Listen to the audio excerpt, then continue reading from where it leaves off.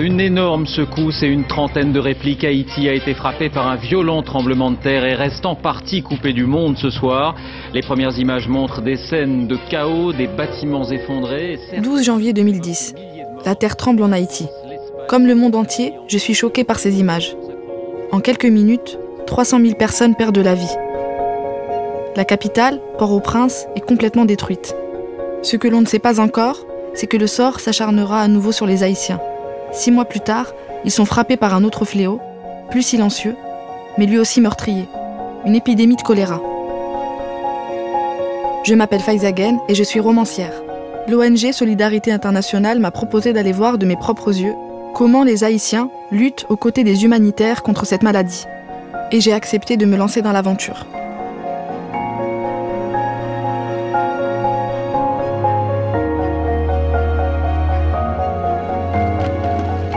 Après 15 heures de voyage, j'arrive enfin à Port-au-Prince. Les équipes de Solidarité Internationale m'accueillent à l'aéroport. Je retrouve Camille, qui va me servir de guide. Comment ça va? Ça va Camille? Bien. Alors? Pas mécontent d'être arrivé. C'est vrai. Tu vas bien?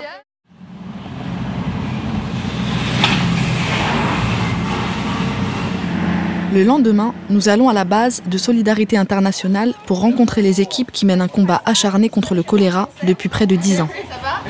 Bon voyage? Tout s'est bien passé? Vous êtes en forme? Très bien. Grande semaine nous attend. Wankos Laurore, responsable du projet choléra, et Jean-Sébastien Molitor, chef de mission, m'accueillent sur place. Il me présente les équipes en charge du projet choléra, soit plus d'une centaine de personnes. Je vais te présenter rapidement la situation en Haïti. 59... Les chiffres que m'annonce Jean-Sébastien me sidèrent. Près de 800 000 cas et plus de 10 000 morts pour une maladie qui se soigne pourtant très facilement si elle est prise en charge à temps. Je vais faire le lien avec une réponse à un tremblement de terre qui a été extrêmement compliqué, tu t'en doutes, 300 000 morts. Et quelques mois après, une maladie qui n'existait pas dans l'île, qui apparaît. Et là, on a une deuxième catastrophe à la suite sur le pays, à laquelle il faut qu'on s'adapte, où on est déjà en flux tendu en termes de réponse au tremblement de terre, et il faut déjà repasser une vitesse supérieure. Donc autant dire que le travail des humanitaires était extrêmement compliqué, difficile et éprouvant. Jean-Sébastien nous emmène sur le terrain, visiter un centre de traitement du choléra. Il est aujourd'hui beaucoup moins fréquenté que pendant le pic de l'épidémie. Il n'empêche, chaque cas est pris très au sérieux. Première phase du traitement ici, c'est la zone de triage. Triage, c'est le niveau d'urgence de la situation, c'est ça? C'est un peu ça, oui, exactement. On a un espace qui est carrément conséquent, mais on se souvient de les avoir vus remplis. Donc là, c'est le parcours, donc ils viennent d'ici, ils arrivent ici, ils ont une petite attente ici. Ensuite, on arrive à un point de désinfection à l'entrée de tout centre. Donc où tu te laves les mains avec une solution chlorée à 0,05% et bien évidemment nettoyage des pieds. Ça, c'est systématique.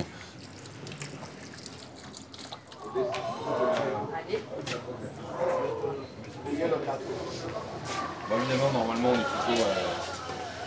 Et il y a l'entrée et la sortie. Ouais, parce que j'ai failli faire l'inverse. Ouais, Je me suis dit, mais Ma forme de pied est mais pas après, mon sens logique a pris le dessus. On arrive dans le centre de traitement où nous avons effectivement 2 cas suspects. Je voudrais dans un premier temps te présenter Djamani, l'infirmière référente au centre médical, et Lubin, notre Bonjour. agent sentinelle. Et Lubin, par exemple, toi, tu te charges de prévenir quand il y a un cas pour aller, qui commencent leur enquête et savoir en fait où ça se passe et comment prendre en charge? Dès que le cas arrive, je suis là pour retracer l'ensemble des informations, pouvant amener l'équipe travaillant sur le terrain direct chez le patient. Et pour aller donc chez les personnes, voir ce qui s'y passe, des infections domiciliaires. Comment tu fais pour savoir le degré de sévérité? Par quoi on voit le degré de sévérité? On commence à travers le registre. Voilà le registre. C'est dans ce registre que l'infirmière met l'ensemble des informations. Vous voyez? D'accord. Il y a le nom, il y a Les l'âge, informations.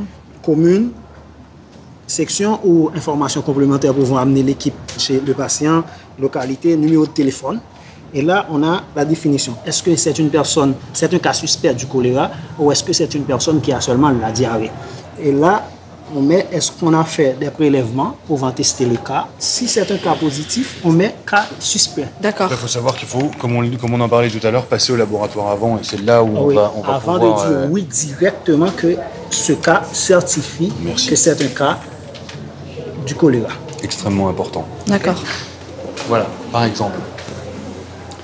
Là, on arrive juste sur les zones de traitement où là, effectivement, on avait des fameux lits choléra avec la perfusion automatiquement. Ça, c'est... En fait, quand tu vois le truc, t'imagines, quoi. Non, mais d'ailleurs, en vrai, c'est glaçant. Parce que c'est des espaces là qui sont vides aujourd'hui, mais j'imagine au moment de l'épidémie, des endroits comme ça pleins de gens malades dans ces conditions-là, en fait. C'est-à-dire qu'ils sont en train de se vider littéralement. Ça doit être... C'est ça. Ouais. C'était exactement ça. Du coup, tu vois, ça prend une autre dimension. Parce que tu m'as dit qu'on pouvait mourir du choléra en 3 heures. Bah, le fait de voir ça, tu vois, je trouve que c'est plus... J'arrive mieux à l'assimiler.